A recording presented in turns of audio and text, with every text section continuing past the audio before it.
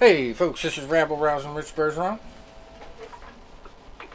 Ladies and gentlemen, the Tornado Tony Petticoat. And it's like Tom Paget with his crystal ball ready to go. All right, and what a story that just broke a couple days ago.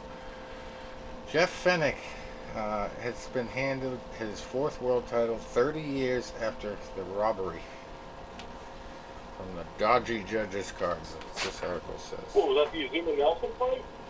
Yes. Wow. Yep. Wow. Better Split late draw. than never, huh? Yeah. Yeah, I don't know that. I haven't. But I remember I never heard of anything like this. Neither have I, Tom. They usually, then I guess there's still a hope for Dave TNT Tiberi with that horrible decision against James Toney. Wow. Yeah, you're right. I wonder if they'll ever do this with the Wow, MMA fights.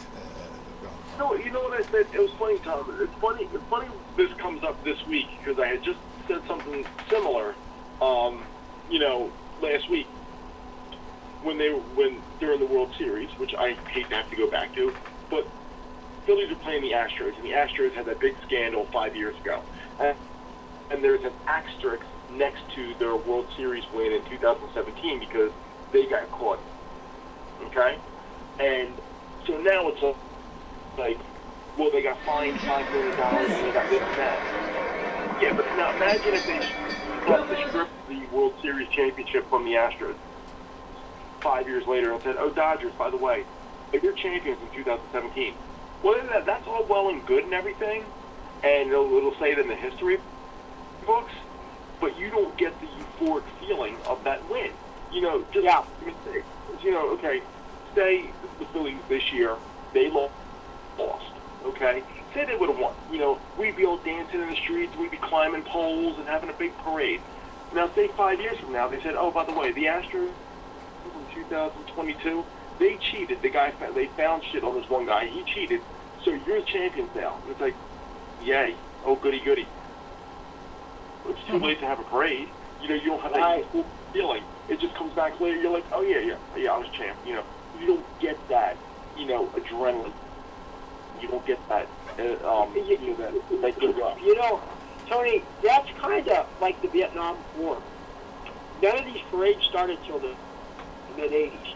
And by that time, those of us, I came back early in 1970 as far as I was concerned. Yeah, day late, the dollar short. Whatever. Well, that way, the same way. But that is, I know that's not a precise analogy, but your point's really well taken on that. Rich, what was the reasoning? I know it was a terrible decision, but who made the decision? So, and why did they make it? obviously it's like an honorary thing, I don't think they're actually going to go back and change the record, but Jeff Fenech is 58 years old now. They had him in an event in Mexico for the World Boxing Council, and they just basically handed him the super featherweight title, and they said Mauricio Suleiman got up there and said all the ring officials from all over the world scored the bout in favor of Jeff Fenech, and the WBC Board of Governors approved the motion to crown Jeff Fenech to become a four-time world champion. And at the time of the robbery, he had already won the bantamweight, super bantamweight, and featherweight world titles. And so this makes him a four-time world champion. Now here's another thing. Now, let's rewrite history here, okay? So, while I think,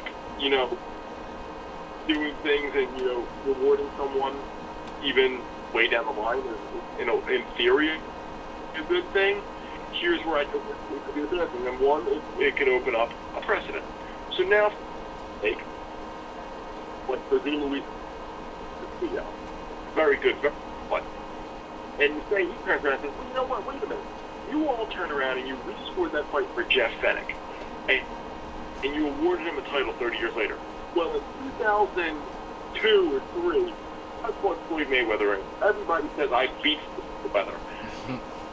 And I won my fight before. So now they get a whole panel of 20 judges. Watch that fight, they scored round by round. And they 0-1. 18 judges say, you know what, he won that fight. One judge Adelaide Bird. Turns around and says, no, we still won. And you have one judge who says, no, I have 6, it's a draw. So 18 judges, 18, 1 and 1. Okay. It's flew 49 and 1. Okay, well, but what about the money? What about the money that would cost Castillo for not beating him then, and the opportunities moving forward in his career? How do you figure that? Mm-hmm. You can't.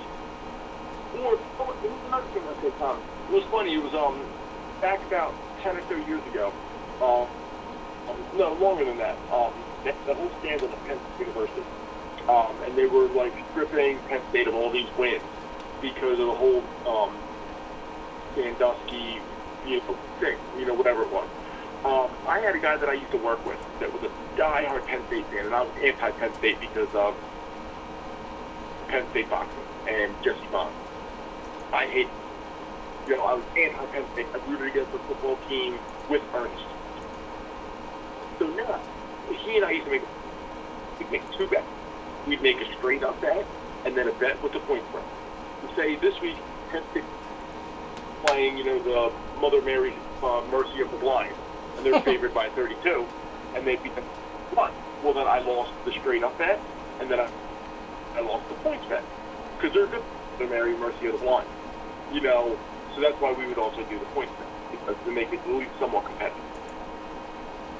Wow. That happened, and they were, like all these wins. So I call my friend and say, let's go revisit all these games from all these 3-4 years we made these bets, and I want my money back on every game that I lost. That game is now wiped from existence. Yeah, another good point. Yeah. So this is probably going to be a one and done is where you're going with this, huh? Well, it's more of like when you go to the college and they give you the honorary degree, like you can't go to a fucking job interview and be like, well, I got this honorary degree that qualifies me for this job. It's just a gesture, more than it is like trying to change history in the result. It's like, when Queen Elizabeth, when they weren't even, the monarchy wasn't even in charge of the country, it's out there knighting people. Doesn't mean a fucking thing. But, a lot of people will be like, oh, great, there was justice. But yeah, it doesn't really replace the feeling of winning a fight that you should have won. Especially when it's that late. Craziness. But yeah, that's just the biggest story we got this week, really. We got some fights to talk about. A really big UFC fight coming up. Could be the end of the reign of Adesanya. He's not on the top of his game. We had a really good UFC fight night last week. Could have done a lot better. On the lineups, but unfortunately, I did not find out until after the fight started, that the fight between who was it? Josh Parisian and Chase Sherman. They're canceled at like 24 hours before the fight, and I had not seen any news about it, and FanDuel didn't alert us until the fight was going on that those 2 guys were out. So I had 4 of 5 of my lineups on FanDuel with one of those 2 in it, and I could have won some money. I won $10 because the one lineup I didn't have in it won. Just, doubled its money, but oh man, I could have won a lot. And then the other night, the Sunday night football game, it was Monday night. It was Monday night. But anyway, well, I was in the lead in halftime, first place, winning $900. Would have been the most I've ever won on FanDuel in one game. And because of all the bullshit that happened in the final part of the fourth quarter, it was Andy Dalton fucked it all up. Andy Dalton threw the bomb to the tight end for a touchdown or something like that. Like 5% of the people had the tight end, so totally shifted. Fucked me all up. But anyway, yeah. So FanDuel, yeah, it's pissing me off.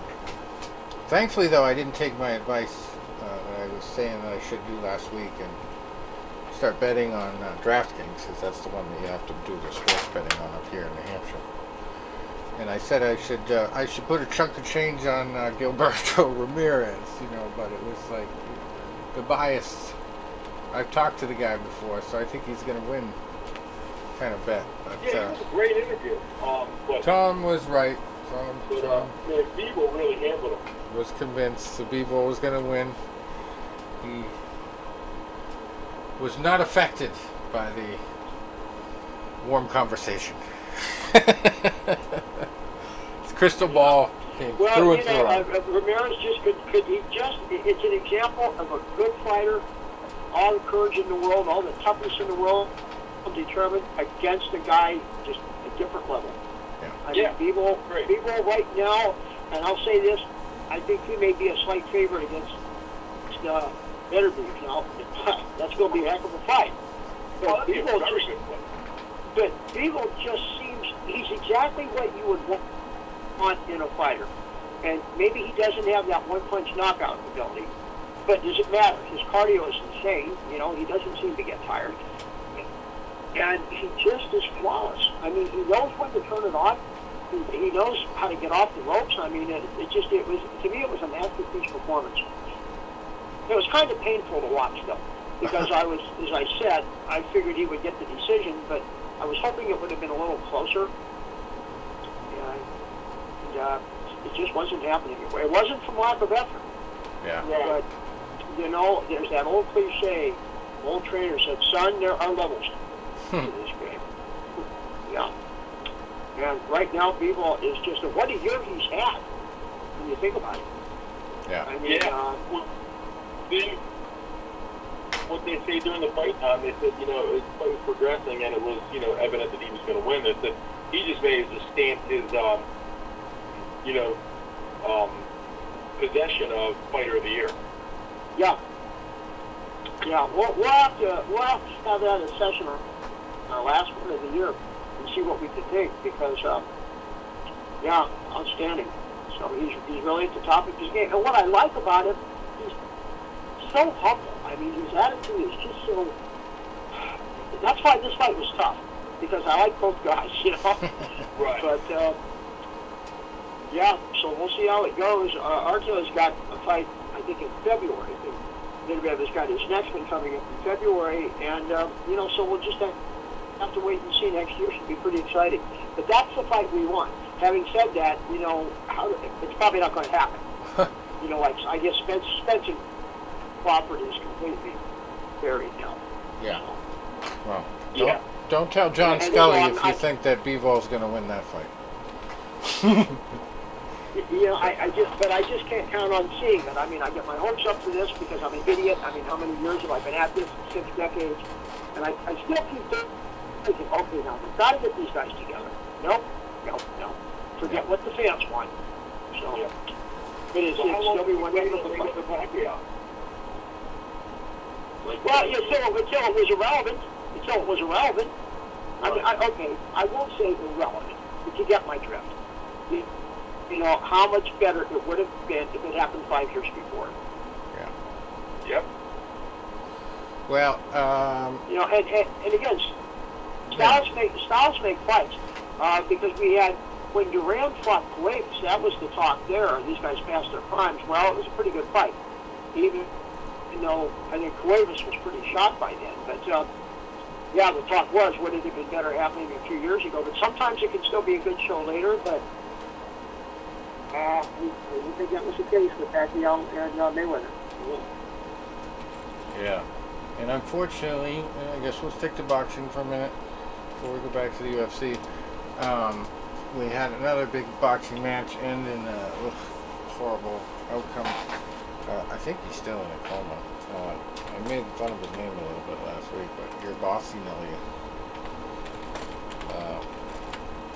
He had a tough fight, and ended up going to the hospital, and was in critical condition. Actually had brain surgery. I got a news report from 4 days ago. 3 days ago. 1 day ago. Okay. 1 day ago, he's in a Minneapolis hospital in critical but stable condition. And he was put in a medically induced coma, which is way better than going into a coma naturally. Because they do that for healing purposes. Usually. So, thoughts and prayers for sure. But yeah, it was from what I read. I didn't see it. The best you can hope for is he comes out of it and is not a complete vegetable, minimal brain damage, and his career's over. That's the best we can hope for. Yeah. I've been getting calls on this and asking me how long, and I'm not a doctor. Yeah. And I know that this is really a nightmare. I mean, he could be in there for a month, or longer. And of all the years, we've been following this sport, and you've seen the bad, the worst of the in situations where persons look and come out okay, and you have such a range. You have your death going back to the family, and Levan Johnson, who got to fight with Paul Baden. A friend of mine was at that fight in Atlantic City. Had a kid that was what to do. He was another, I think he was like Kazakhstan fighter a couple years ago. I'm forgetting his name. But he was like walking out of the ring. They stopped the fight, and he was walking out of the ring, and next thing you know, he's involuntarily kicking his one leg. Like, oh, that's weird. Then next thing you know, they're wheeling out sitting on him. Next thing you know, he's lying down on it. Next thing you know, they got oxygen on him. And a few days later, he was in a coma, and he did succumb to his injuries. So you have what's the worst. Then you have guys that are irreparably damaged, like your Gerald McClellan, who, Iceman John Scully does a lot, where he's mostly blind, mostly deaf, needs 24/7 care. Then Richard Cologne, who was in that coma from a fight, and you can see he is alert and he's conscious. He has some quality of life, but you can also tell that you can tell that there's definitely damage there, where communication's not, and it's unfortunate. And you have other guys, which is the best case scenario. And Adonis Stevenson was coma, didn't look good for a while, came out, and he is communicating. He is, he's active, has a quality to his life. Another guy that happened to was a Russian fighter back about 30 years ago. He was one of the first groups of Russians to come over when they first started being allowed to box in the tournament. And Sergei Artemi, and he got badly hurt in a fight. It was I think it was on USA, or ESPN, and he went into a coma. And I remember, and I still have the picture, that I went to the one fight in Atlantic City, which was maybe like a year later. They were selling so many tickets were going to benefit him. And Vinny Paz was on the card, and there was a picture.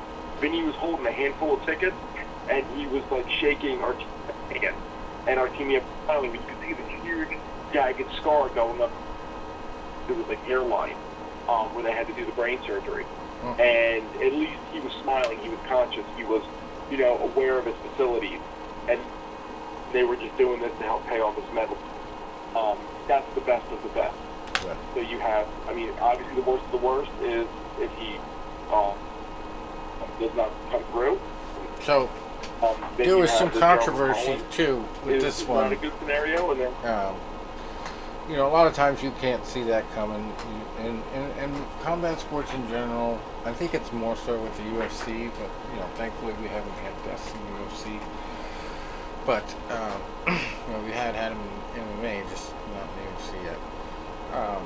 But it's like kind of an unwritten rule that you let your guy fight, you let him go out on his shield. I mean, there was so much controversy over Deontay Wilder getting pissed at his trainer, Mark, for stopping the fight too early.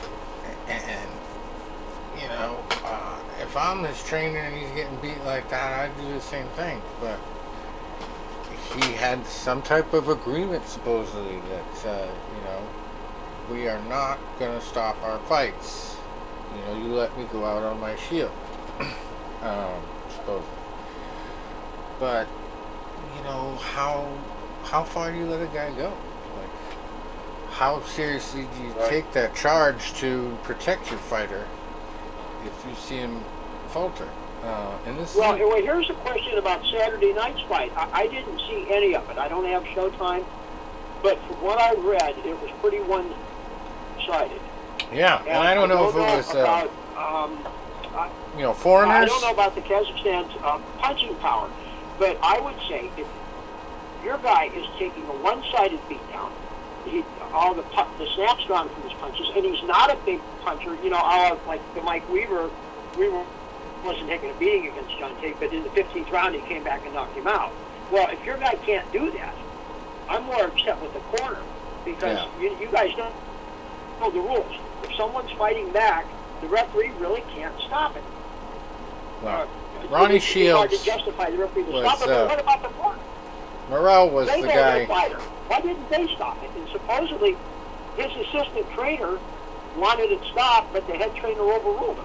Oh, Jesus. Well, So, Morrell, it was a 168-pound fight. Morrell knocked him out, or TKO'd him 26 seconds before the final bell. So obviously they were trying to let him get to the final bell if he possibly could. I only saw the last few rounds. Now, Morrell's trainer, and Ronnie from Shields, what I saw, it was one of those fights where it's like you know, stop it. Ronnie Shields was very vocal about, you know, what happened. He said that fight should have been stopped sooner. And he's the trainer of Morrell. Or the corner. The other guy. They let this kid take way The too ref of much the corner, punishment. who should have stopped it. That's what he said, Shields. He said, but even the referee, and Tony Weeks is a real good ref, but sometimes you've got to go to the corner and say, hey man, you all need to stop this, is what Shields is saying. And he said, and that's when Yerbossynully started fighting dirty, because he didn't want to get knocked out. Obviously that left him open to more punishment. But he said it was all pride, Shields said. Well, was Tony Weeks, you know, because you know how that goes, that the referee could come over and say, look, we're not going to do another, I'm going to give you one more round. This is not going to go on like this. Right. Did he do that? See, I don't know. Don't know much about Tony Weeks, though. I have ridden an elevator with him in Vegas for first fights at the Cosmopolitan. And I probably should have given him a business card and said, come on the show. I didn't want to wreck his vibe if he had like some kind of a focus he was trying to get into to get ready for wrecking fights. Shields said, I commend the guy for taking all that punishment, but you've got to save guys from themselves. He took way too many punches, and you know what? This kid might never be able to fight again. That's how bad he was. So yeah, it's one of those unfortunate things. Like, you know, everybody's got 20/20 vision when something like this happens, but you have to have that comfort level or that trust level with your fighter, where if you see a red flag, you act on it. You know, you don't hesitate, because, you know, 2-3 seconds too late and it could be life and death. So, yeah, I always would err on the side of caution in that situation. You know, especially when it's a one-sided fight and the guy's in the last few rounds and it doesn't mean anything if he finishes. You know, it's not going to be in the history books. Yeah, he got his ass kicked, but he finished the fight. You know, it's especially if there's no point to it. You just should not let it get to that stage of the fight. If you can stop it early. Anyway, we got some other results from last week, last Friday here. Friday, that's tomorrow. Oh, this is showing me results, but it's starting tomorrow. That's fucked up. Okay, so tomorrow in York Hall, UK, we got our Jesus fight of the week. Jesus Ramirez Rubio, 21-1-3, fighting for the WBC Silver Featherweight Championship. You know, Jesus, of course, he'd be a featherweight. Fighting Nick Ball, who's undefeated, 16-0. Nick Ball. That's the only fight they've highlighted on that card. Now we got some other decent ones over in Sheffield. Sonny Edwards, 18-0, fighting Felix Alvarado, who's 38-2 for the IBF World Flyweight title. We got Thomas Essamba on the same card, 11-7-1, fighting Marcel Braithwaite, a just regular super flyweight fight. So Braithwaite 13-3. And then somebody's always got to go for the WBA Intercontinental Super Bantamweight title. We got Jack Bateson, 17-0, fighting Shabazz Massoud. He's 10-0.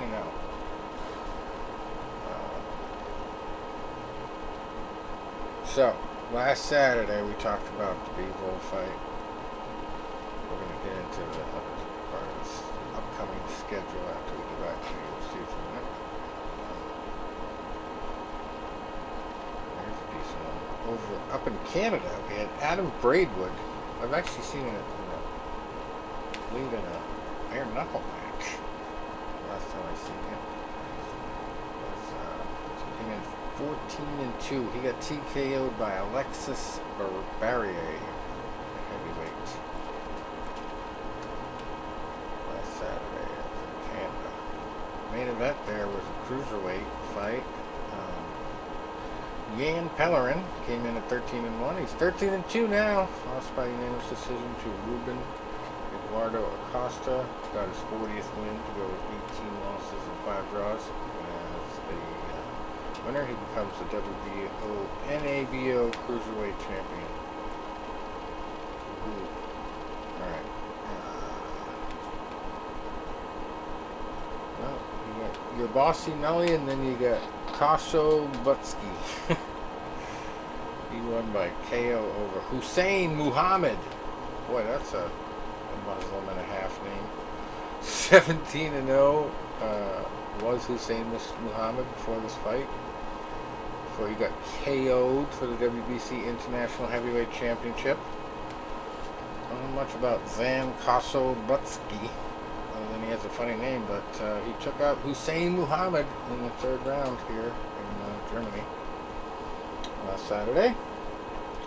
And Rostam Ibrahim with a unanimous decision over Armanak Hovhannissian for the WBC International Silver Light Heavyweight title on the same card.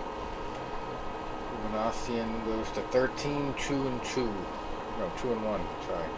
Rostam Ibrahim stays undefeated. He's going to be 11-0-2 then. And also had a TKO of Jakob Saglam. He was trying to go for his 47th win. He goes instead to 46-8 at heavyweight and loses the WBC Mediterranean heavyweight title to Morad Aliev, who stays undefeated at 5-0. And that was a 5th round knockout. Now this is funny. From Italy here. This guy's in the wrong sport. That's why I guess he lost. Luca Di Ortenzi won a unanimous decision at cruiserweight. Seems to be dealing with mostly big boys this week so far. The big cruiserweights and heavyweights, light heavyweights. Luca Good Italian name. 16-2 coming in. Beat this cruiserweight named Eddie Lacrosse. Spelled just like the sport of lacrosse.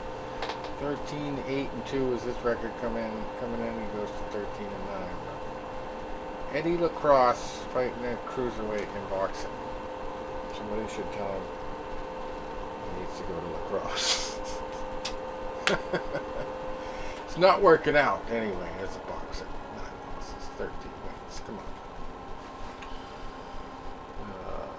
Anyway, we had some stuff in Japan. But yeah, the big card was in Abu Dhabi.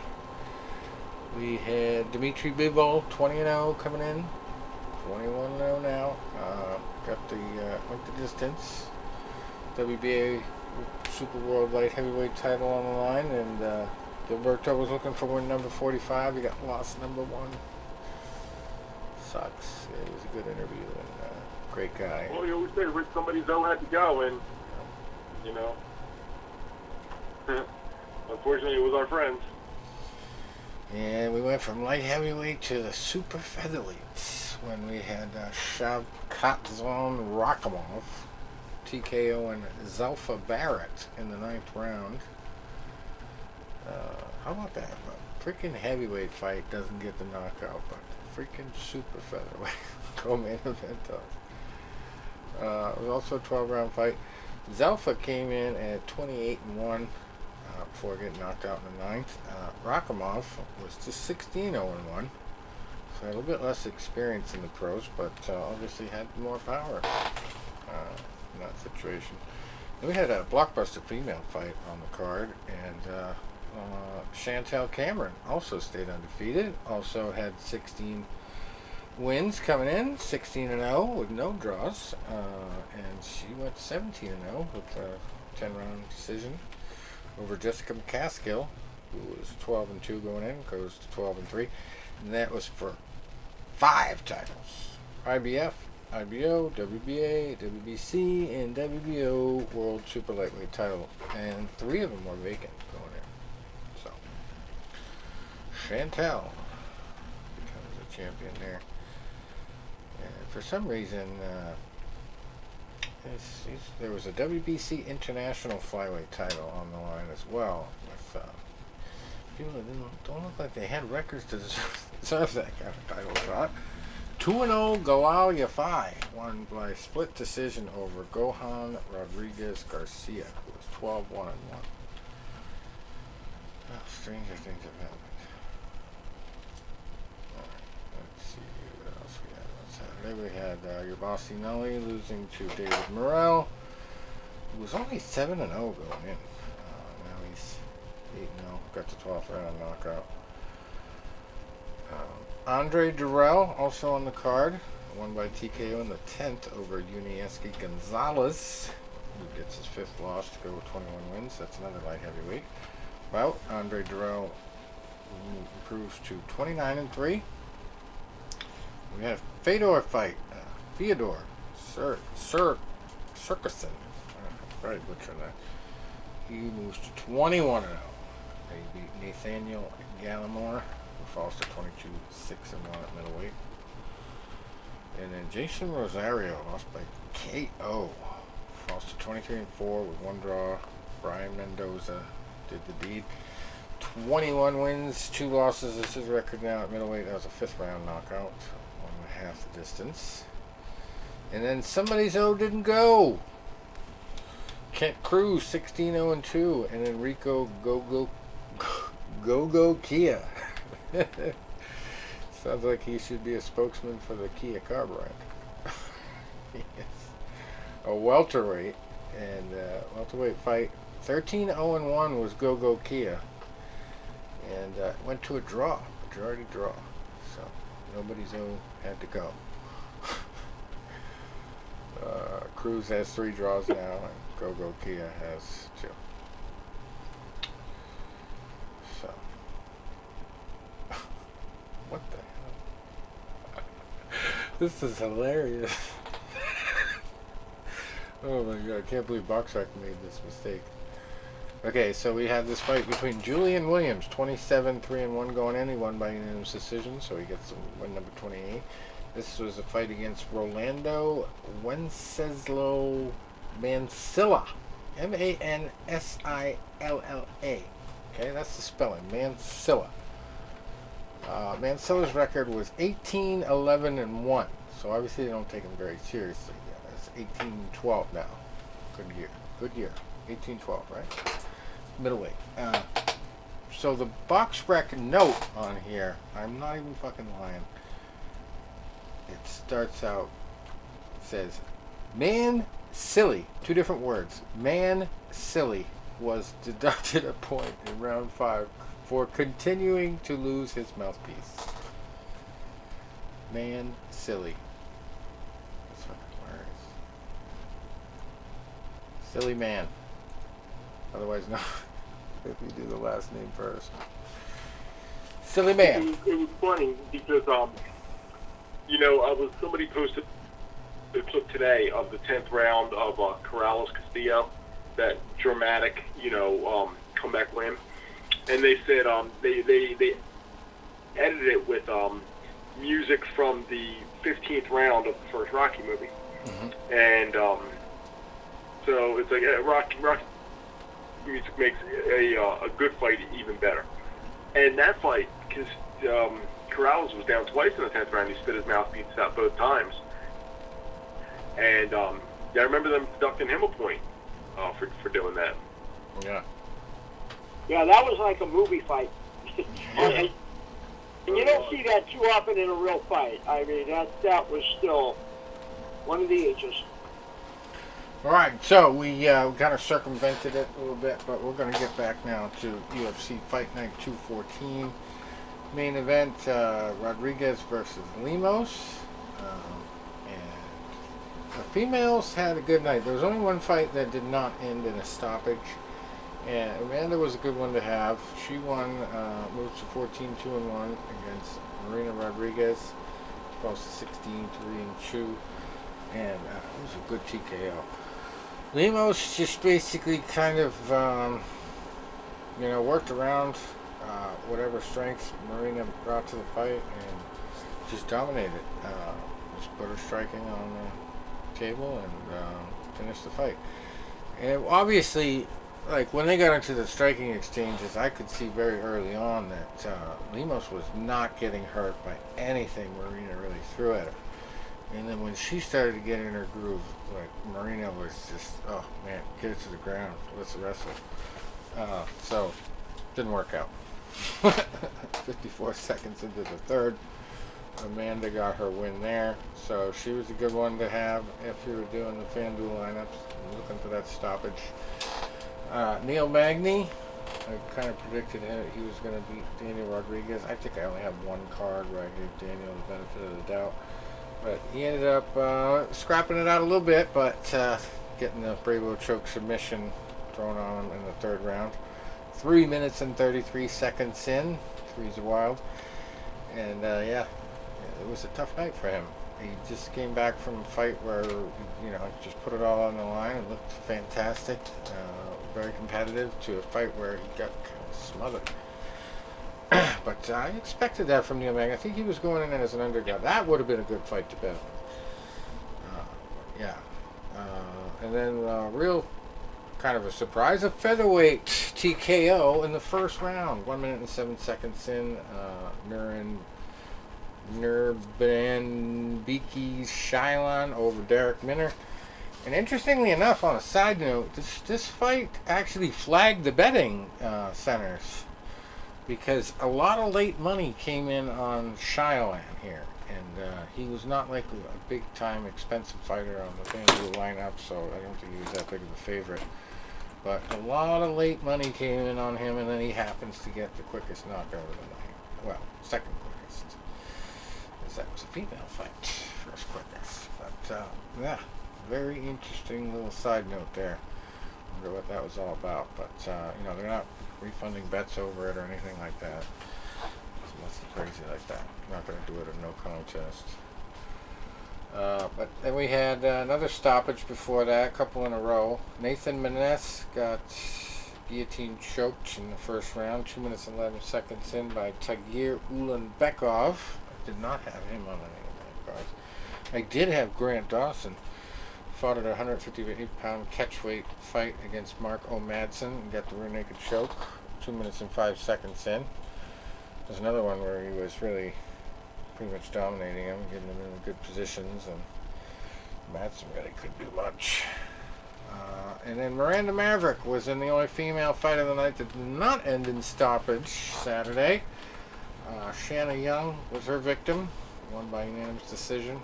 5 minutes, well, all 5 minutes, all 3 rounds at flyweight.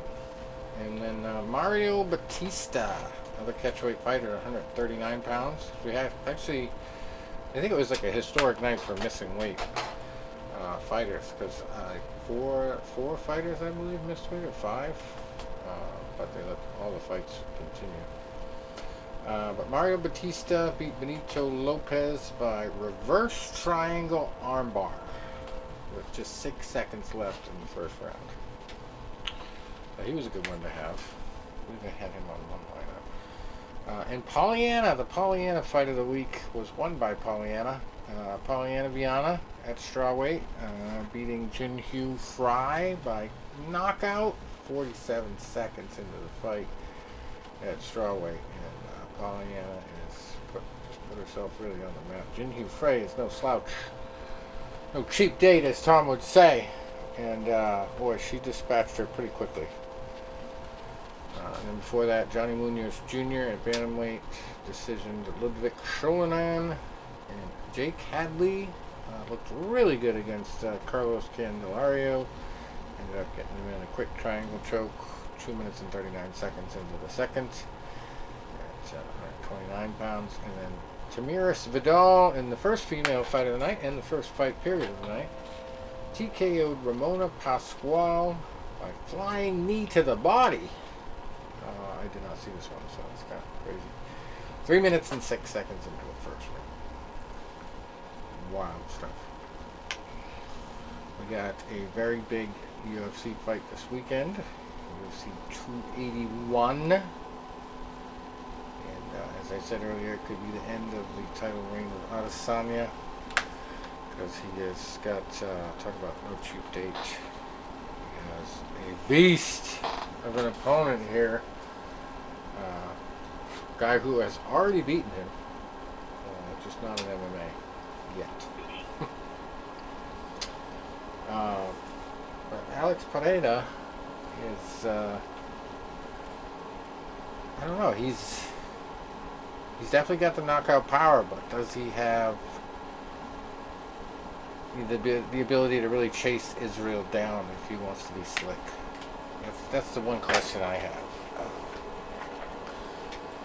But, you know, if Israel tries to throw a bunch of different angles at him and looks, I think it's going to probably end with a head kick at some point. I don't think Israel trains enough to avoid that crazy head kick that's going to come out of nowhere from Pereira. And that's my crystal ball prediction, is Pereira is just going to pull something out of his ass and, you know, might struggle early, but that's what he does. He makes the adjustments, and he understands the desperation from all his years of kickboxing, Muay Thai, and all that.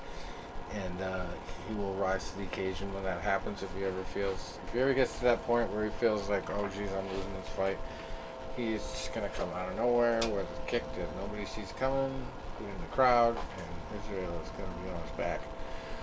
I don't know if it's going to be full-time knockout. Well, he's got to be, TKO. you know, he's got to be perfect. One mistake against Alex, and it's over. Yeah. I mean, Alex just seems to have that scary, God-given. It's like it's from everyone that's even sparred with him. He's different. Yeah. So I hate to go against Izzy, but I don't see him being perfect for 25 minutes. So we'll see. Yeah, I'm definitely leaning Alex. He's only 6-1 in MMA, as you know. A lot of people would say, "Well, what's that?" compared to Israel's 23-1. But yeah, it's just the experience in the other sport. You know, having the win over Israel's got to have him in the headspace. So don't see Israel Well, having and the then power also to stun him consider either. Izzy's ground game. Yeah. Consider Izzy's takedown ability or lack thereof. I mean, I don't mean to disrespect it, but that's not his forte. Right. Now, if he really had a super ground game, well, that would be the back for Izzy. That's what I'd like to see. Try to do it on the ground, but that's not. I don't see that happening. Yeah. Probably not. We've got Carla Esparza in the co-main event in another title fight here with Weili Zhang. China versus America.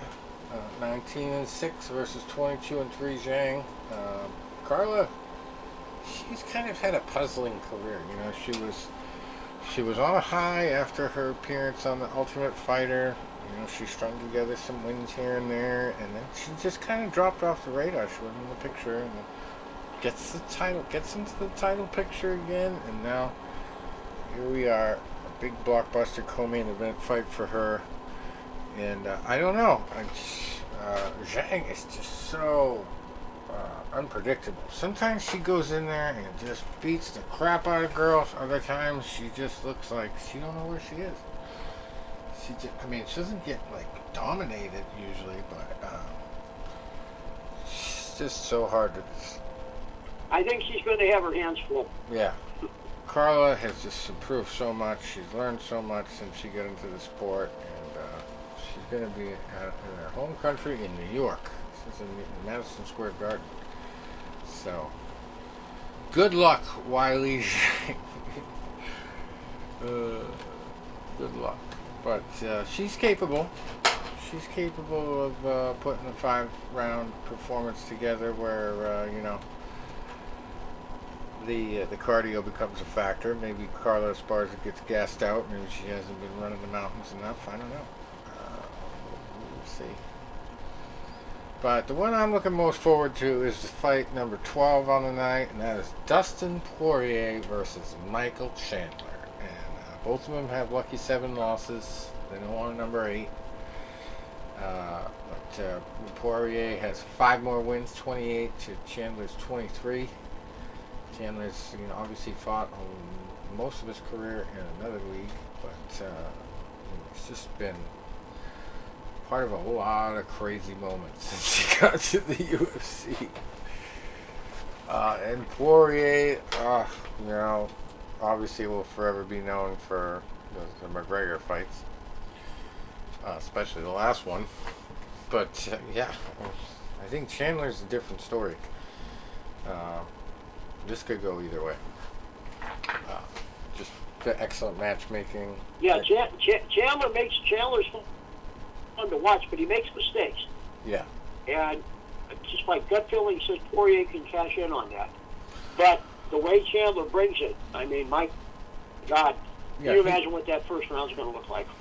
He reminds me of like a Mike Perry with a lot better wrestling. Sometimes Michael Chandler. But good point. Dustin, I mean, if he weathers all that bullshit in the first round, can handle it for sure. And then we have. I think the longer it goes, the more it's going to favor Dustin. Yeah. But he's got to be careful early. And then we got Frankie Edgar coming back to action at bantamweight against Chris Gutierrez.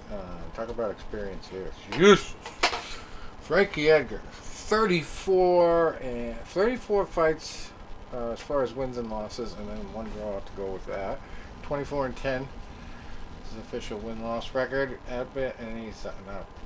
You know, all of those fights are at bantamweight, but he's here at bantamweight against Chris Gutierrez, who is 18-4-2 going in. And this is just the UFC tradition of never giving your guys coming back from a layoff or not fighting any easy test to get back in the cage with. This is just wild. Frankie is going for the jugular. He's really trying to show that he belongs still. God love him. I hope in front of his New York area fans he has something to be proud of going out on if this is his last fight. But God, I just worry. I worry this is going to be a bad outcome with a guy like this. We'll see. We'll see how hard he's been training.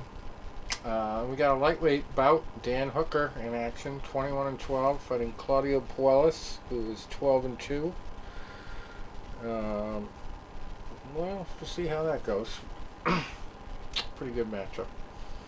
Brad Liddell at lightweight, 10-3, fighting Renato Carneiro, who is 16-5-1. Yeah, Liddell's a real tough guy, but you push him at certain points, and he is definitely beatable. So we'll see what Carneiro brings. We got Dominic Reyes, 12-3 at light heavyweight, fighting Ryan Spann, who's 20-7, and that's a great matchup. Flyweights Aaron Blanchfield, 9-1, fighting Molly Meatball McCann, who is 13-4, and she's not fighting in front of a home crowd over across the pond, but close enough, New York. And she has said that she will not let Aaron Blanchfield wrestle fuck her. That's the exact quote. Not gonna happen. So I love that phrase. So the meatball is going to be in full effect, and she's probably most famous for her trademark spinning back elbow that she's gotten a couple girls in trouble with in a row. But I think she's going to get it done with punches and elbows, regular elbows this time. Because Blanchfield, if she does want to get technical and wrestle, Molly can do that too, and she's going to be striking when she does it. She is just a ball of energy, meatball of energy. Great nickname as well, of course. Middleweights before that, Andre Petrosky, 8-1, fighting Wellington Turman, the guy who has the worst name for fighting. Sounds like he should be a butler at an estate. Fucking 18-5. Wellington Turman. Yes, he's the third generation of students from Harvard fighting in the cage.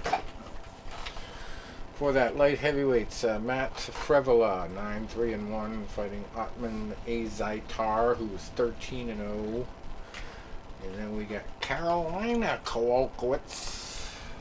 She is 13-7 at strawweight, fighting Silvana Gomez Juarez, who's 11-4. So it's going to be an interesting female fight. The fourth fight on the card. And then Michael Trezano at featherweight, 9-3, fighting Sung Woo Choi, who's 10-5. Julio Arce at bantamweight, 18-5, fighting Montel Jackson, who's 11-2. And then first fight of the night, light heavyweights. Carlos Olberg, 6-1, against Nikolai Negumereanu, who is 13-1. Both of them one loss. So this is going to be an interesting one, because there's a lot of light fights to pick from here. And then there's the Reyes Spann fight, and the first fight, the big boys, light heavyweights. One big middleweight fight. Usually I try to think about the heavier fights are more likely to be knockouts, but we'll really have to analyze some of these lighter fights to see which ones I think are going to end early. I definitely think Adesanya is not making it to the fifth round, no matter how hard he's trained. Dan Hooker also coming off a couple losses. He's had a rough go of it. Wallace, both of them were stoppages too.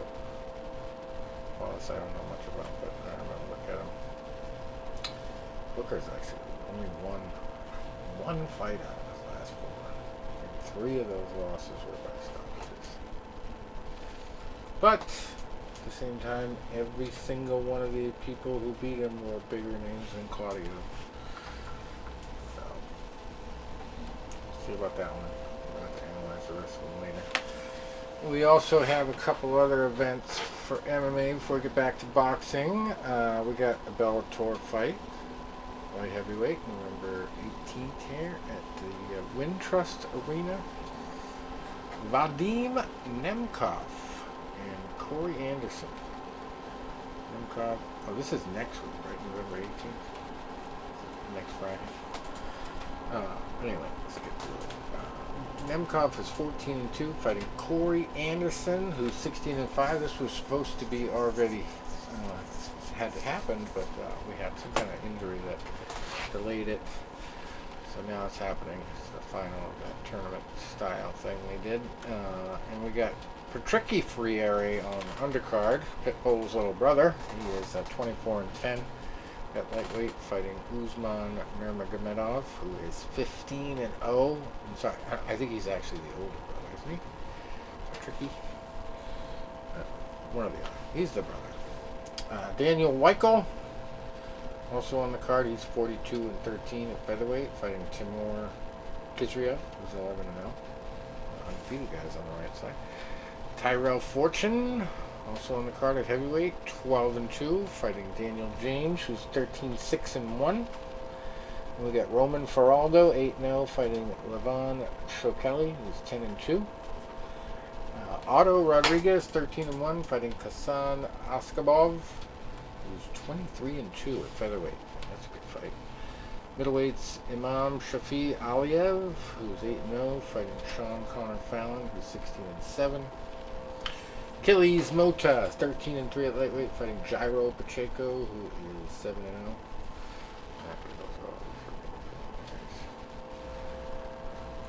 But also we have one championship going on.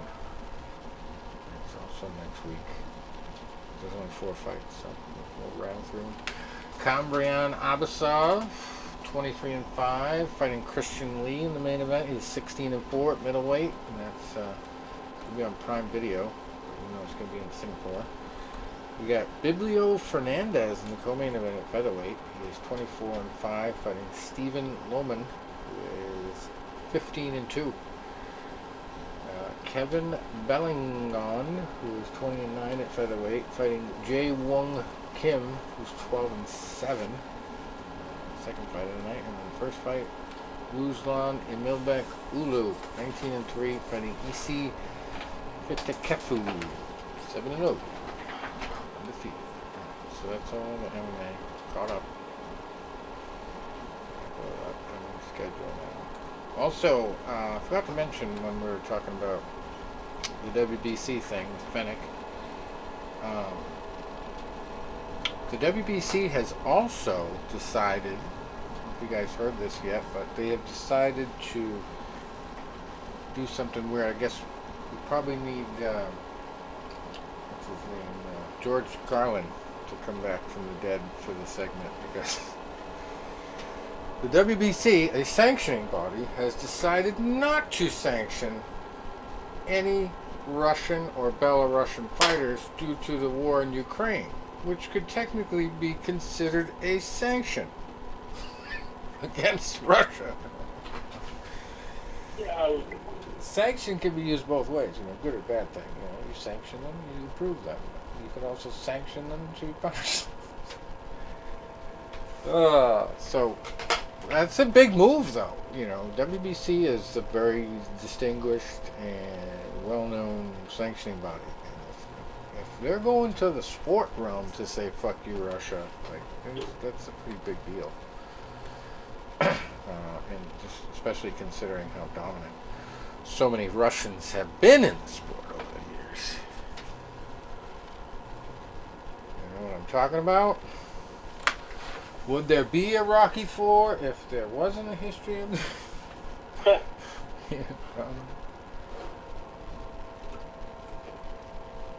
So yeah, here's what it is. So now this weekend we have a big fight in Manchester. Dalton Smith against Casey Benjamin for the BBFC British Super Lightweight title. Dalton is 12-0. Casey is 16-1-1. So we got a female fight. No. Yeah. Yes. Has to be. These guys have some really weird names. Usually it tells you it's the female title. But Natasha Jones, 12-2-1 against Marie-Eve Decaire, who is 18-1 for the IBF, WBC, and WBO World Super Welterweight titles. Women's titles, obviously. That's So you got some weird European names. Anyway, Tyler Denny also on the card, fighting Bradley Rhea. Both of them got 14 wins. Denny has 2 losses and 3 draws, and Rhea has got no draws, no losses. That'll be an interesting one. And it's middleweight for the title of DBBFC English middleweight champ. And then Fraser Clark, 3-0 against Kamil Sokolowski. 11-26 with 3 draws. That's our mismatch of the week, I guess. Heavyweight. You guys only 300, but still 26 losses. And then we go to a 1-fight card here. They're telling me it's good. Carlos Buitrago, 36-7 with 1 draw, fighting Jerson Ortiz, who's 17-5 at flyweight. That's going on Saturday. Definitely going to butcher this guy's name. Zanabek Alum Kanuli, 12-0, fighting Denzel Bentley, 17-1-1 for the WBO World Middleweight title. When he wins the title, he's going to buy himself a Bentley. Hopefully. 17-1-1, number 18, WBO World Middleweight title there. Alright, so co-main event, Sinisa Estrada. She's undefeated at 22-0, fighting Jasmine Gala Villarino, who's 6-1-2 for the WBA World Minimum Weight female title there. Raymond Moratala on the undercard here, 15-0, fighting Miguel Contreras at lightweight, 12-1-1. You gotta love this guy's name. Fighting in Cleveland, Tom. You gotta go to this one. Montana Love, Great. 18-0-1 in the main event, fighting Steve Spark, who is 15-2. That's super lightweight. The WBA Intercontinental Super Lightweight title. And then we got Tapia on the card too. Christian Tapia, probably no relation to Johnny, but he's 15-0. Fighting Thomas Matisse, 19-3-1 at super featherweight for the WBC Continental America Super Featherweight title. And this guy's named after a car. Raymond Ford, 12-0 with 1 draw, fighting Sakaria Lucas, 25-1-1 for the WBA Continental Americas featherweight title. A lot of those on the line here. Okay, and Richardson Hitchens, he's undefeated, 14-0, but he's gonna have to go to the Alamo to get his next win. Yomar Alamo is the guy's name. 20 wins, 1 loss, 1 draw. The IBF North American Super Lightweight title, the Continental Americans. Okay. Last fight worth mentioning, another Ford. We got Raymond Ford and Ryazemian Ford here. Raymond is obviously the more talented fighter because he's ranked number 26 in his division. Ryazemian, or Zemian, he is ranked number 352 in super featherweight, fighting Raynell Williams, who's 13-1. Got another fight in Dubai this week too. Franklin Manzanilla, 21-8. On Sunday, fighting Javier Herrera, who is 8-0 at super featherweight over there in Dubai. Alright, we'll get some Japanese fights on Thursday. Stuff going on in Africa. That's next week. So that's about it. Covered it all. I'm sure 10 minutes from now I'll be like, shit, I forgot that. But I think that'll have to do for now. Oh, politics. We haven't even talked about politics. We just had fucking election. Oh, God. Crazy, though. I kind of predicted that this was... Tony, what are we going to do, huh? My state's a bunch of idiots. My favorite post-election story Apparently, was from the Babylon Bee, where they said, we don't know what's worse for the parties here in this election, especially in Philadelphia or Pennsylvania, because You know, what's worse, the party that elected a stroke victim or the party that got beat by a stroke victim? Yeah, right. Oh, but yeah, I can't talk. You know, Well, New yeah, Hampshire I didn't don't know pull if you their heads guys out of heard, their but they it was mentioned on was it BMSNBC that maybe you can't criticize Fenech because of ableism, I guess, asses. but they're thinking.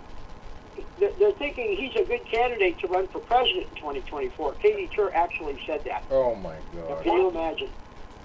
Yeah. No. Well, why not? Look what we have now, and how much worse could this vegetable be? Right. So, yeah, I mean, if comedians could still do comedy, I mean, I think stand-up's pretty much dead now because of the woke stuff. But boy, imagine if Jay Leno could have fun with Fenech. Wow.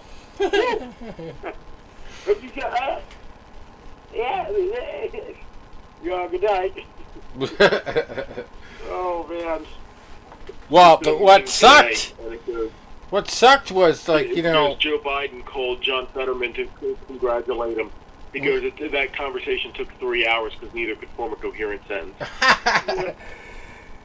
What sucked was if I get back Oprah. on Twitter, I'm going to be my Oprah stabbed him in the back, like 2 days Yeah. before the election. Yeah. Oh, and you know. I hope I can get back on Twitter. I'll be John Fetterneck. Yeah. That'll be me. A lot of the experts too were saying that there was going to be the big red wave and all that, and I said from probably like months ago that abortion was going to be huge, and not only was it huge because it brought a lot of the women out that wanted to protect reproductive rights or whatever you want to call it.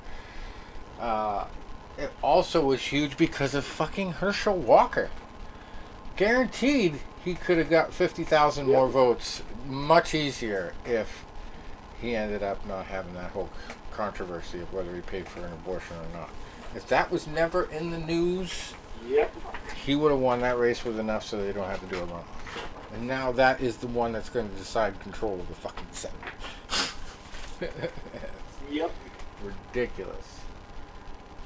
It really is. Like, I don't understand, like, how they are able to put it into the position of the issue that it became, too, because, I mean, there is no possibility there's going to be a freaking national ban on abortion. It is not going to happen, whether you have a Republican president or all Republicans in the Congress. It does not work that way. The Congress is not going to be able to make that rule. It's just not happening. I just wish there was an ability it's a great talking point to get to that point. And where they realize that the Republicans are not going to do that. Point. Like, if you want to, once again, just for argument's sake, if I want to promote something, and I want you to, let's go back and use a very simple baseball analogy. I'm a Phillies fan, right?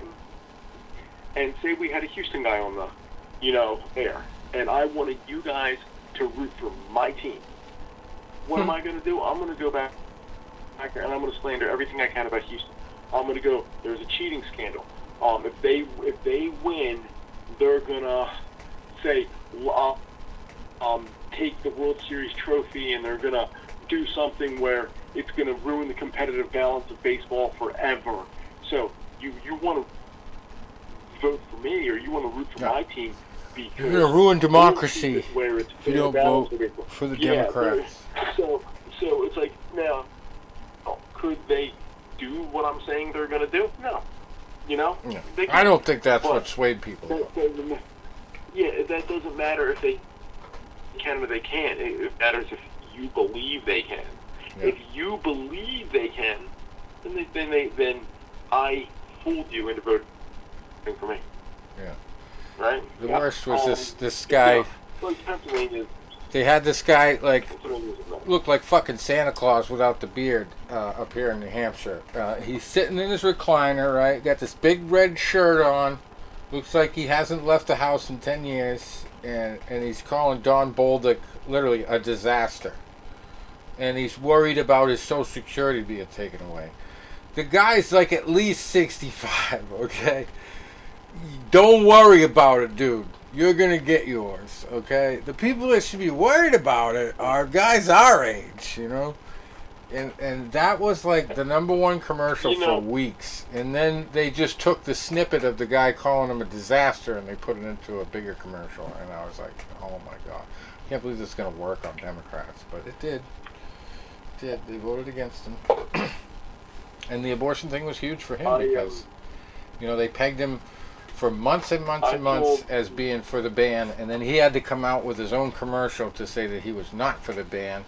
He was good with New Hampshire's law, and he wanted to keep it with the states. He wanted nothing to do with the federal government controlling it. So, you know, me being at the age where I'm at, I still got 18 years in the workforce minimum, right? Or maybe I'm at 16 now. I don't know, but it's crazy to think like that anymore. I'm like, yeah, I only got 16 more years until I can really retire. I never thought of that. I was like, oh my God. I remember what I was at 16 years ago, and I'm like, wow, how time flies. But yes, sir. I'm still in a position where, the market's going to fluctuate. I learned something from a coworker of mine. Funny, the very same coworker that I told you I used to make those and state bets with. He was part of our HR team, and he was the one that would talk people into doing 401ks. When I was 22 years old, I didn't know what a 401k was, and I was at this job, and I had missed the cutoff the 1 year because I didn't get my full-time status in time. So I had to wait a year. Okay, whatever. I'm not even thinking about nothing. You know, I'm 22. I'm, on top of the world, and I'm cooler than I think I am. Well, I'm not. I think I'm cooler than I really am. And so this guy goes, okay, a year later, you want to sign for 401k. And I was talking to my mom. I'm like, why would I do that? Because I need to take money out of my paycheck every week. But what if some weeks I really need that extra money? Can't I just put it in like a bank account or something? My mom's like, what are you, an idiot? Mm-hmm. She goes, the bank accounts get you nothing. 401k, at least they'll match. They'll put extra money and they'll match. I'm like, wait, they're going to give me extra money? She's like, yeah. I'm like, oh my God, that's great. So, okay, I don't think nothing. Okay, so fine, I signed up for it. And about a year into, I only had a couple thousand in there, not much. 9/11 happens, and stocks really went down. And I remember about a year after that, stocks were still really down. And I was, say, putting in a couple thousand a year, and they were matching a couple thousand. So say at the end of the year, 5,000 went in there. And I remember looking at my one statement, I said, wait, I started this year with $5,000. And I put in $5,000, but I only got $8,000. That means I lost a lot of money. And I said, and I remember going to the guy, I said, I want to get out of this. I said, I don't want to do this no more. I'm losing money.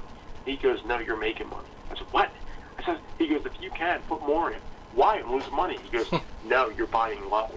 And when it goes high, and he showed me a graph, how it goes low, how it goes high. But he goes, eventually that graph always trends up. And he goes, you're making more money by doing this now. And then I looked at it, and I saw how right he was. So now I relay that information to other people. And when a few years ago, I was working in the city, and I was paying a 4% wage tax, and I got transferred to the suburbs to a 1% wage tax, I took that 3% difference that I wasn't going to have anyway, I upped it into my 401k. So I yelled at my parents a couple years ago, right before COVID happened, or COVID started. So everything was still in a flux, but the markets were stabilizing. My parents are in their 70s. And I said, listen, if Biden gets elected, get out of it. Cash out. Just do it. Cash out immediately. Huh? Well, I said, listen, you're both in your 70s. So it's not like you're going to get like that penalty that you would if you were my age. Yeah. My dad's IRA has gone from 15 grand to 11 grand since Biden took over. Yeah. I said, if you don't want to cash out, move it to like a bonds. Bonds don't make you any money, but they don't lose you any money. So a bond might only get you like a small return, but it's safe. Right.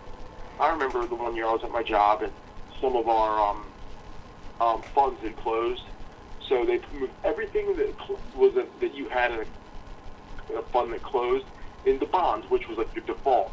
And I remember a financial advisor looked at me and goes, "Why the holy hell do you have 40% in bonds?" I said, "I don't know." I was 26, 27 years old. I said, "I have no clue." And he goes, "Oh," and then he looked at me and goes, "Oh, because they closed these 3 funds that you were in, and they moved you to something safe." He goes, "That safe, it's going to make you no money." And he goes, "You're going to move this into this fund, this into this fund, this into this fund." So I told my parents, I said, you guys being in your 70s now, if you don't want to pull the money out, put it into something safe that you're not going to lose any. And now, over the last 2 years, they're like, "Oh my God, we lost this. Oh my God, we lost this. Oh, we're down so many thousand." I said, "Because you didn't listen." I said, "You guys, I said, you guys are at an age right now, you should be enjoying your retirement, not sitting there looking at the stock market every day and looking at your 401ks and your annuities. You guys are at an age where you should be sitting there saying, you know what, I'm not worried about it." You are worried about it, and that's not what I wanted. Right. I said, you should have listened to me. Tony Pennecow, financial advisor. Yeah, well, because I sit down with different financial advisors. A friend of mine is a financial advisor.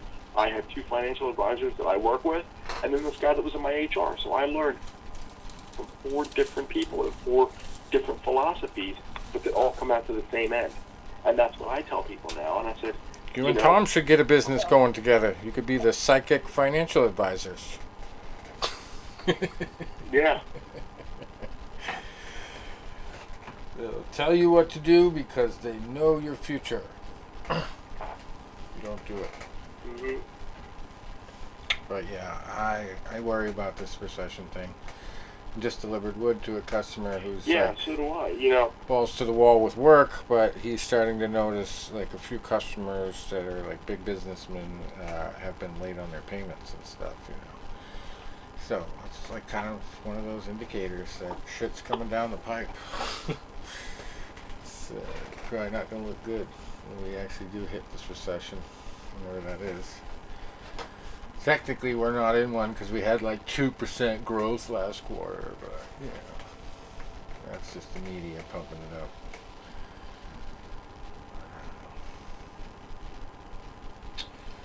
Till next week, I guess we're gonna sign off. Oh, I forgot to mention before you guys gotta wish me luck. I'm doing the Rocky Run this weekend. Oh, there you go. Yeah. So we'll see pictures. Okay. Knock 'em dead. Yeah, Saturday morning. So I'm sitting there right now. I'm looking at stuff in my office, and I got laying out all my attire and getting everything ready. So I'm redoing the outfit I did last year. So tell me what you got. So last year I ran as Thunderlips, the Hulk Hogan character in Rocky III, and I wore the muscle suit, the Thunderlips cape, like the white-looking fedora, and then I had a pair of they were like kind of like running shorts. So they had like a spandex, and then they were like a knee-length short. So, I mean, they were white, which was the color of the trunks he wore in the movie. And then I had red compression socks that went up to my knees. And then I had white running sneakers. And I said, how can I make this better? I said, so I had a couple ideas. So here's the first thing I did was I got a pair of white sweatpants, but I'm going to cut them to look like wrestling trunks. So they're not going to look like actual, thigh-length shorts. They're going to look like wrestling trunks. So I'm actually tanning my thighs right now so I don't look like a pasty white ghost. Takes preparation to the next level. Getting a tan in November. I got a pair of red running sneakers to match the socks. So it looks like it's all going to be all red from shoe to sock. And I got the compression socks again, but I was putting like holes in them, and I used a pair of laces from one of my boxing boots, white laces like the movie, and I laced through the sock, and I put red tassels on them just like he had in the movie. I got a better fedora, and I got the red feather in it like he had in the movie. So I think it's going to look good. And it'll be here tomorrow. I got the mustache the Hogan mustache. I was gonna shave a line through my goatee and just go with the handlebar mustache, and I was actually gonna dye it blonde. But I said, all right, let's not get out of control now. Yeah, that could be irreversible. And I probably won't want. I did some hair coloring once and left my hair fucked up for like 10 years afterwards.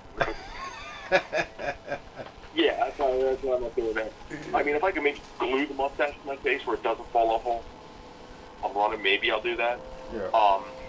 But I got to settle down. I'm doing the whole kit and caboodle. I think it'll be a great time. So I'll send you guys some photos. Now, Sly was in Philly the other day, and then he went up to New York, so I know he's on the East Coast. I think it would be cool as shit if he was there. Yeah. Because, like I said, I meet a lot of celebrities, and I've got a lot of great photos. And I had my big three, the three that I had to get a photo with. And I've gotten two of them. I've gotten Vinny Paz. Creed movie's coming out soon, right? New Creed movie? Right? Isn't that next month or so? Yeah, it was supposed to be coming out in November, but then they pushed it back to March because they didn't want to run it up against the new Black Panther movie. Oh. So it got pushed back to March. The trailer looks good. Jonathan Majors looks really good in it. Yeah. Yeah, the Black Panther movie, it's going to take over. Yeah, it should have been coming out next week, but like I said, they pushed it back. Tomorrow was going to be 1 year that they had that re-release of Rocky IV, which was funny. I went there, that night, because they only had one night in the theaters. So I go, and so I'm like, in my infinite wisdom, because I always have these idiot ideas, and sometimes they work and sometimes they don't. I'm like, I'd like to get a picture posing in front of the movie poster. So I go there, and I'm walking around. I got there early, and I'm walking around. I don't see no movie poster. I see other movie posters, not that one. So I see the manager. I was like, hey, buddy. I said, listen, do you have a Rocky versus Drago movie poster? I'd like to get a photo in front of it, And he goes, yeah, they gave us one. I never put it up. Do you want it? I just look at him. And I'm like, okay, I gotta act cool here. Be cool. What I want to say is, what the fuck do you expect? Of course I do. But I was like, yeah, that would be swell. I got. Okay, Dad. Jeez, From the 50s.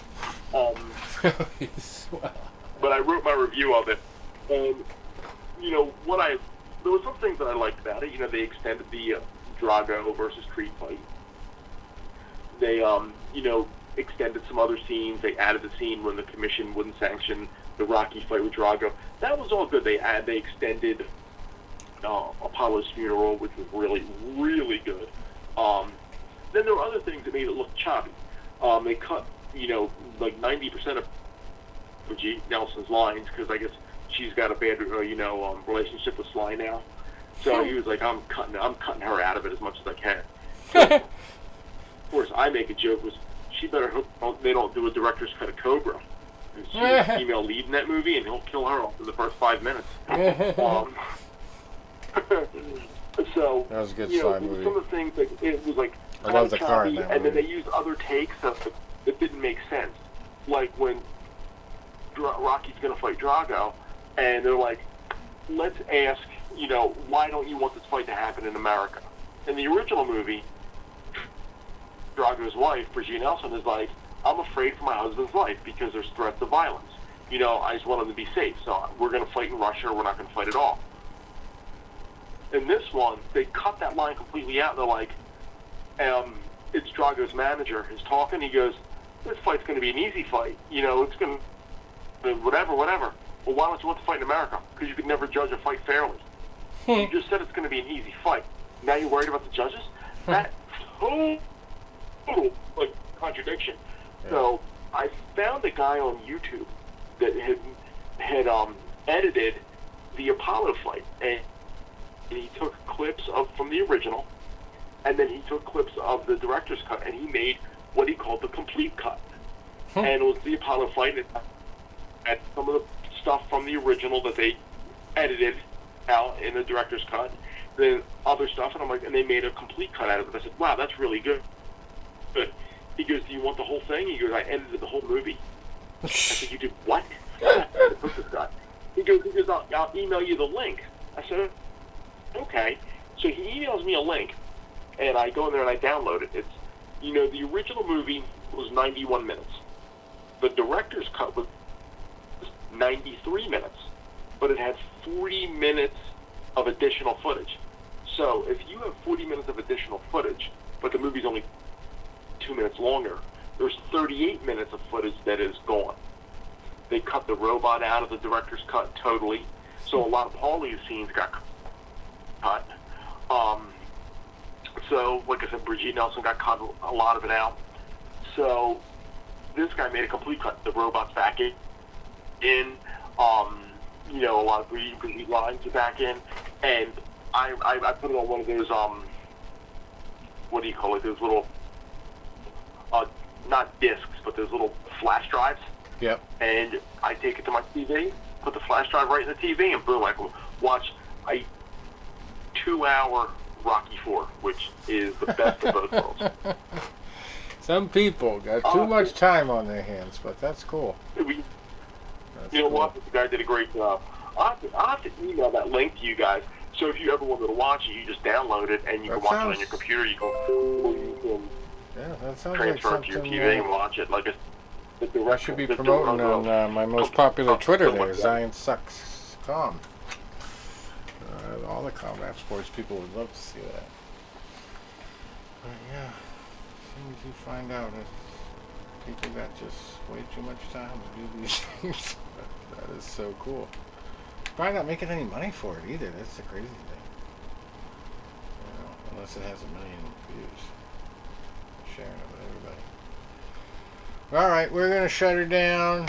It's past my bedtime. Got some work to do tomorrow. Yeah, mine too. I'm going to try to get up early tomorrow. Monsoon comes. And then I might train again in the morning tomorrow because I'm acclimating myself to morning cardio for this run. And because you figure Saturday morning, the run starts at 7 a.m. in Center City. That's an hour-long train ride. Yeah, hope it ain't that would raining. be if I caught a train from my house. So I'm gonna probably get up at 3. Is there a rain date? Do a stretching for about an hour because my back and my hip have really been bothering. You might be running through Hurricane Nicole, Stretch for about an hour. No. By Saturday morning, it should be all out of here. Oh, it's gonna in be Philadelphia. It's gonna be up here. We're supposed to get it tomorrow. We're supposed to. Yeah, it'll be up there with you guys tomorrow. Friday night Or Saturday. It should be out of here by Friday night. Overnight. So I'll get up in the morning, stretch for probably about an hour. I'll get my attire on. Drive to, instead of the closest train station, I'm going to drive to the train station where I grew up, which is about another 20, 25 minutes away. But they have more lines running through. And I'm going to catch the 454 train, take that to by where I used to work, and then I got about a 3/4 of a mile walk to get to the art museum. That'll give me enough time to get all my shit. Last year, the train was a little bit delayed, and the next thing I know, I'm getting my packet, and I'm trying to change, and they're like, you're in Zone C, you have to get up to the line. I'm like, dude, I need to stretch. So that wasn't fun. I don't want to make that mistake again. There you go. Alright, well, good luck with it, and I'm sure we'll see some pictures. Thank you. We'll have fun. All right. And we'll chat next week. Yep. Adios. Thanks for stopping by. Go Eagles. Later, guys. Are they playing this weekend?